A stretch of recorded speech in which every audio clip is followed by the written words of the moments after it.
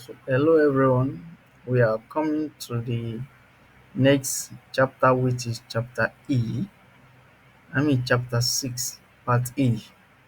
So, minaz-abi IT training. We are in partner with Comtia organizations. We are currently training on a Network Plus. I'm Itobia building, and here is my partner, which is Don Thielen, cybersecurity instructor. So, today topic we talking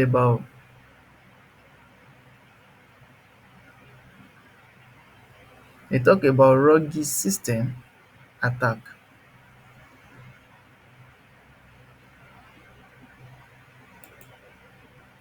Now talking about rugged devices and devices and services. Definition is unauthorized hardware and software that connects to a network without permission, potentially causing the serious security risk. What are the characteristics? Unauthorized access, that is number one. Malicious intent, that is number two. Data interception and then manipulation. So these are the three characteristics. What about Ruger DHCP server attacks? So most of the time they perform attack on DHCP server. Now, an unauthorized DHCP server distributed incur- incurrent network configuration parameter to a client. So that is what they do. So see some of their characteristics. They use distribution of invalid configuration. They make use of traffic redirections and on-path attack. So DNS attack, as I've mentioned earlier. So we have definitions. So attack that target the DNS on the undermining the integrity and the availability of the internet service. What are the characteristics? We have distribution of service, domain hijack, and cache poisoning. So these are the type of attack that we can involve in DNS. Question: what is the rugged DSP server attacks? You have answer to that in the slide. Question 2: what are the some of the characteristics of rugged devices and services? So the answer is there. Check the slide. Go back to the slide. You will you will definitely see the answer. Moving to another, we have social attack engineering. Definition: manipulative techniques cyber criminal uses to exploit human vulnerability, no technical weak non tech non non-technical weakness. Their goal is to deceive individuals into giving up confidential or personal information. What is their characteristic? Highly effective due to exploiting people's natural tendency to trust sources relied on the attacker appearing trustworthy or unauthoritative, persuading victims to breach security practice or ignore red flag. So we have types of social engineering. We have shoulder surfing, we have damp dumpster driving, we have ticketing, and we have pigbacking. And we also have phishing. So these are the type of social engineering attacks that is involved. Meanwhile, the pictures that is portraying this information as clearly stated.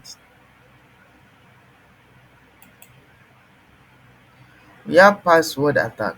So definition: attempts to obtain or to bypass password attack. So what is the dictionary attack? Enter all dictionary word, target weaknesses and sample of the password. So you can use it what to attack your password and to discover what is it. We have brute force attacks. This is all the characteristic contributing to time consuming but cracking any password. Some of the question: what is the primary goal of social engineering? Name two types of social engineering attacks. So it's been explained over the slide. Moving on to another area, we talk about discussion what and bordering passing. So this is a means of bringing out something from what? From the border. So a passenger name this and his passport and all that. So the identity, the authentication, the authorization, the accountability. So this qualify the person to go out of the system. So you have to be identified, authorized on the authentication, and you have to be accountable. So you have think about it and access it. So under the identifying, the account or the ID that uniquely represents the user, authentications used to prove a subject is whom or what and how. So authorization, right or privilege to what? To the subject is gaining access. Why? And accountability, tracking of the what? The authorized and unauthorized usage of the resources. We are moving on to authentication method. What are the authentication method? We have the password, we have the gate, we have the smart card, we have the geofencing, we have the time restriction, we have the fingerprint. We have Keybrowse SSO authentications. So you log in for request. You have the TDC, and we have the application server, and we have the principal, we have the ticket gaining, and we have the ticket gaining ticket. So these are the Keybrowse SSO authentication. So we have Keybrowse ticket gaining access. You can see as the picture as described. So ticking gaining access, KD, KDC, we have application server. So these are some of the questions. These are some of the questions. So far so good.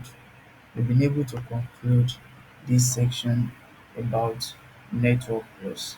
Hi everybody. I actually thank you for your cooperation, for your support, how far you have been doing, and it's also advisable for you to go through this video and you have strong knowledge on network plus. Thank you so much.